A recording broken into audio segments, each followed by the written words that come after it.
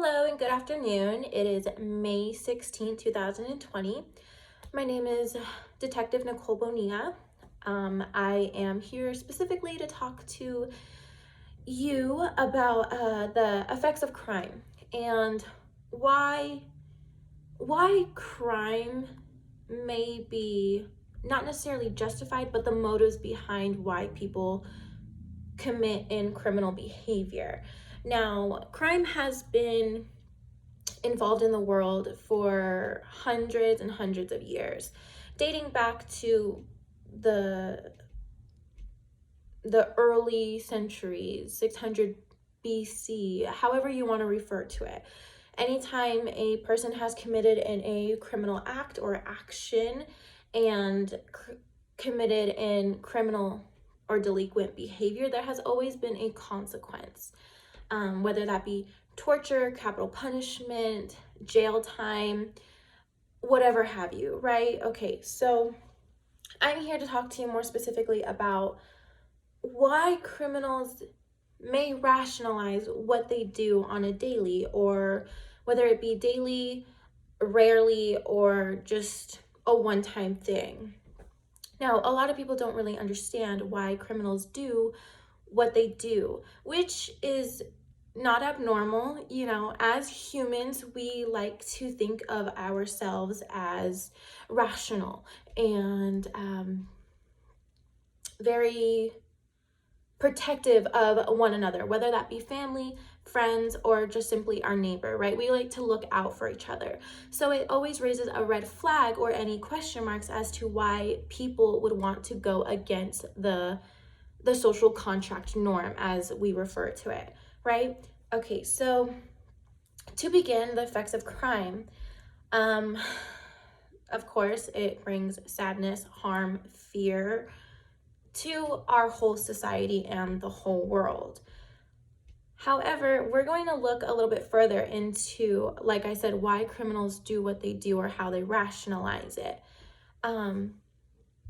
We're also going to be diving into criminal theories, which are theories, of course, that have been created by numerous theorists and studies as to why certain people do what they do. So to start off, we're going to start off with the classical theory. The classical theory can be defined or explained as certain people commit crimes in their self-interest. So what that normally refers to as people before they're criminals, right? So people before they're criminals turn to crime because they're self-interested in their own needs or wants or desires, right? We all, as humans, we all desire something, whether it be money, fame, a car, a house. It can go as simple as just desiring food when you're hungry. Well, this theory goes a little bit more extreme, a little bit more dramatic, right? Because we're talking about crime. So, like I said, it explains that people as humans, as us being humans, are self-interested in our desires. So people who turn to crime, who are self-interested in money, whether that be couple dollars, or they're greedy and need thousands or want thousands of dollars, will then turn to solutions, in their eyes, solutions as to how they get that desire, whether it be robbing someone, burglarizing someone's house, the list goes on, right? So that kind of explains the classical theory.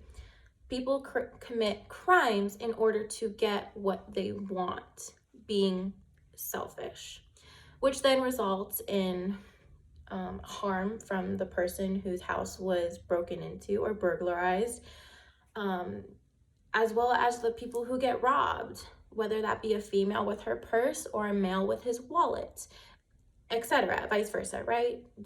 Vice versa.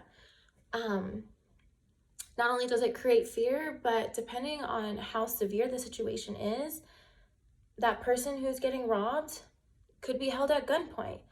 And the person committing the crime this may not be their first, or this may not be their second rodeo, maybe their first. So they panic, they don't know what to do, they're not thinking, they're not exactly born with this criminal ideology in their head, right? So they pull the trigger. They now have gone from robbery to murder. And that within itself has its own effects of the victim and the society within the crime happened. The second criminal theory that I would really like to touch on today is called the strain theory. The strain theory and the classical theory can be and usually are closely related in certain circumstances. For example, the strain theory normally refers to people turning towards criminal activity and criminal and delinquent behavior through being stressed in their own personal life. So of course, as humans, we have tons of stresses, whether it be school, work, financial instability, medical instability, the list goes on. Okay, so the strain theory mostly defines criminal behavior through finding a release of that temporary stress or an escape of such stress. So for example, it could be like a certain individual is stressing about money, right? Who doesn't stress about money? It's very prominent in our world. Stressing about money, they're working 40-hour jobs, 40-plus-hour jobs. They don't feel like they're getting compensated enough for how much work that they're putting in on a daily, on a weekly basis. So they're struggling, right? They have bills to pay, they have children to feed, gas to fill, especially with gas prices skyrocketing as they are right now. It's a lot of strain, it's a lot of pressure, a lot of, oh my gosh, like I feel like I'm working so hard and I'm not getting enough for what I'm doing, right? We all feel that way. Some people seem to find an escape, a relief, right? And sometimes that relief and that stress amounts to participating in criminal behavior. Again, going back to whether that means robbing someone for their money because they look rich walking down the street. Some people, criminals, think they look rich. They probably have money. I'm in a struggle myself. I'm going to go over there and take their purse, take their wallet to benefit myself. Again, that can be correlated to the classical theory of self-interest. I'm going to do what I need to do to take care of myself, in correlation to the criminal behavior, right? Okay, so then going back to strain theory, they rob that person because they need money to pay their rent for that month. They need to fill their gas tank to go to work, to make more money, right? It's all correlated. It could also go to a certain aspect that is within the strain theory, which is also known as the masculine, I'm blanking on the word right now. The masculine desire pretty much is what it is. And what that means is mostly directed towards males, that men, as we know, have a lot of testosterone, and that then can correlate to masculinity competition to be the best at whatever it is, no matter if it's how fast one can finish a hot dog versus someone else. And in this case, it means, what can I do that's going to show or persuade others that I'm more manly than what they think that I am? So for example, let's just say an 18-year-old boy is in a neighborhood where it's more 20, 25-year-olds, 30-year-olds, right? Older men. And so this 18-year-old boy believes and thinks that he has to prove himself to these older males in the neighborhood to have them think that he is a man regardless of his age. So he then participates in criminal activity to make it seem like he has the guts or the courage to do what a man is supposed to do in a masculine type of way, if that makes any sense, right? Okay. So that then can translate to this 18-year-old committing harmful and unnecessary crimes to persuade others of one way that he is more manly than let's say the 30-year-old. And as sad as it sounds, that is definitely an aspect and a factor that is connected with the strain theory. There's been studies on it by several theorists, and that's just how it goes, unfortunately. Now that we understand a little bit more about like the criminal theories and how they play into the motives of why criminals do what they do, let's talk more about how we can solve these things, find a solution to the problems. It's always hard to try and get a grasp on crimes because of how many personalities go into crime. We're all different. We all think a different way. We're all built a different way, mentally and emotionally. And so it's hard to get a grasp on how to fix such, right? However, there are numerous amounts of ways to get a start on finding a resolution for these crimes, to help these people, not only to help these people, but to help the people in the future, to help neighborhoods, to help the world, to help societies all over the world. In regards to the classical theory, and this one, again, just a refresher, the classical theory is people commit crimes because of self-interest. So something that they want, something that they feel that they need, that they can't get by themselves. So a solution to the classical theory can be being able to provide more welfare to these neighborhoods, to have them not have to feel like they're struggling, where they don't have to feel like they resent the life that they live because of how much they struggle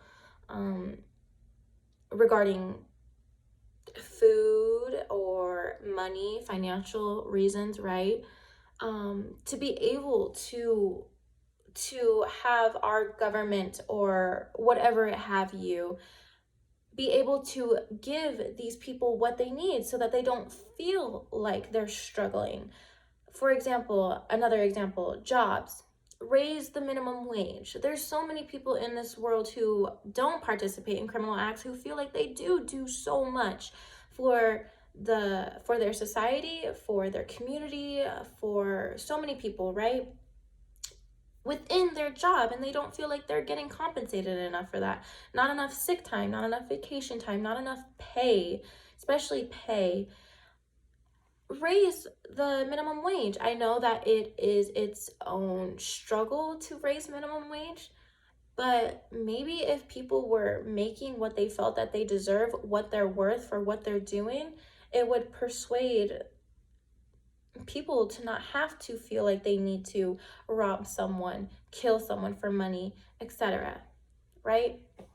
And in relations to the strain theory, again, feeling like they're so stressed out that they need an escape, whether it be, again, robbing someone, killing someone for their money, or burglarizing a house to be able to steal, take things from that house that may be a lot nicer in that house versus what they have in their own home.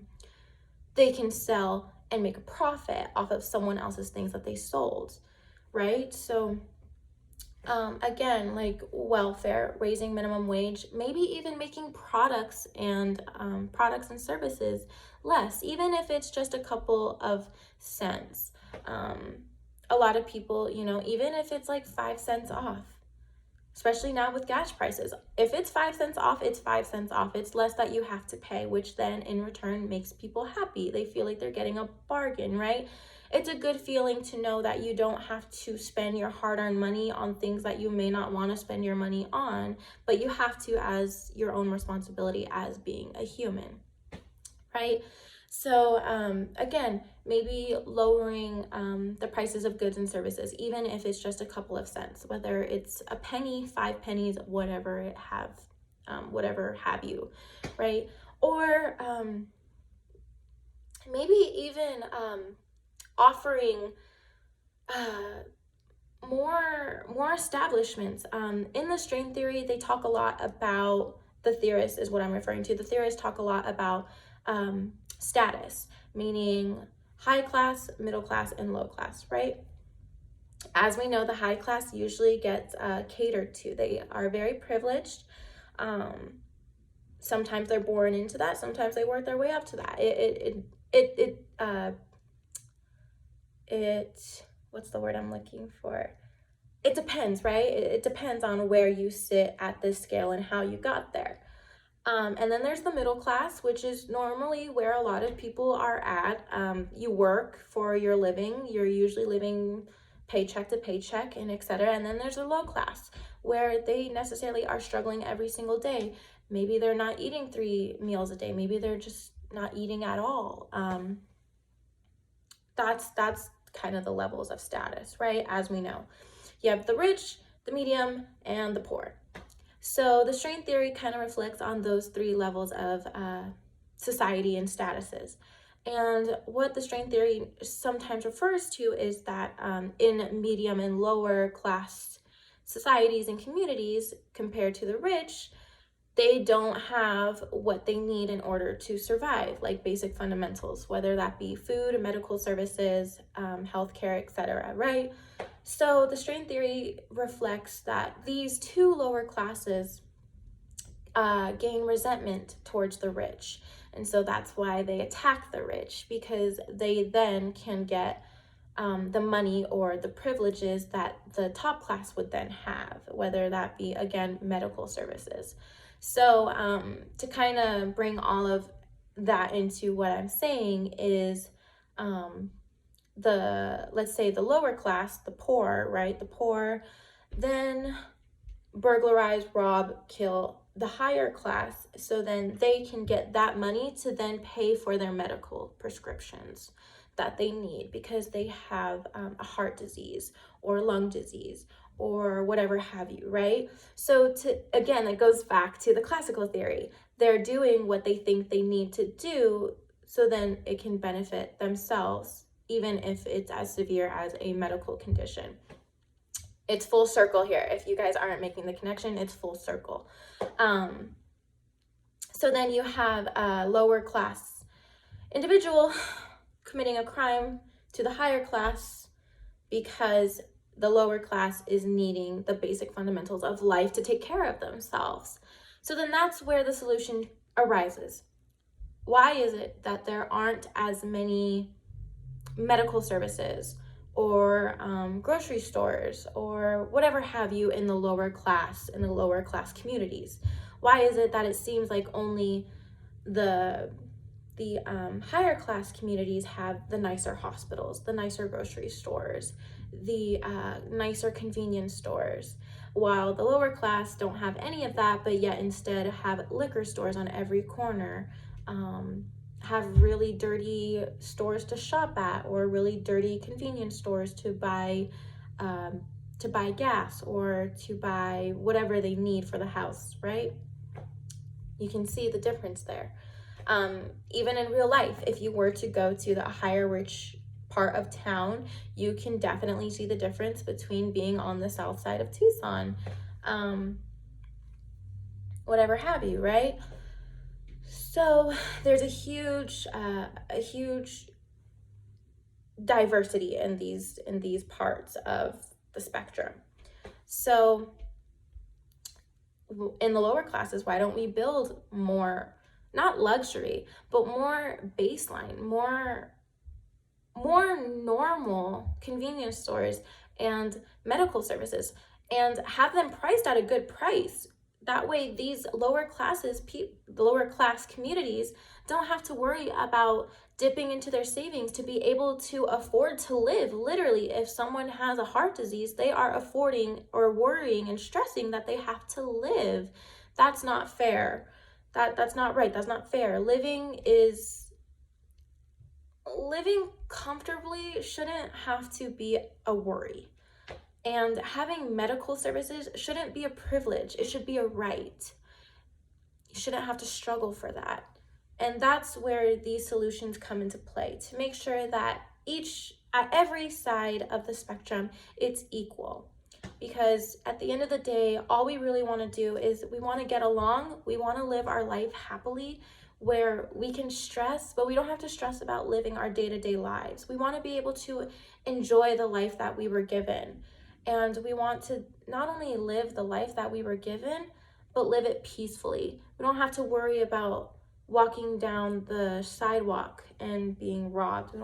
We don't want to have to worry about if we go out to dinner with our significant other, are we going to come home and our apartment or our house be robbed or be burned down? Those are things that we shouldn't have to worry about, yet we do. So if we worry about those things, we then should be able to move forward and look at ways to fix the problem. And that is what I hope I have addressed to you. And I hope that you can take what I've told you, all the information that I've told you, and think about how you can, as a person, contribute to a better and safer environment, not only for you, but for your kids, for your future kids, for your grandkids, and even for your next door neighbor. So thank you so much for letting me sit here and chat with you and inform you about crime and the effects that it has on people as well as the society. Again, my name is Nicole Bonilla. Thank you very much. Have a great day.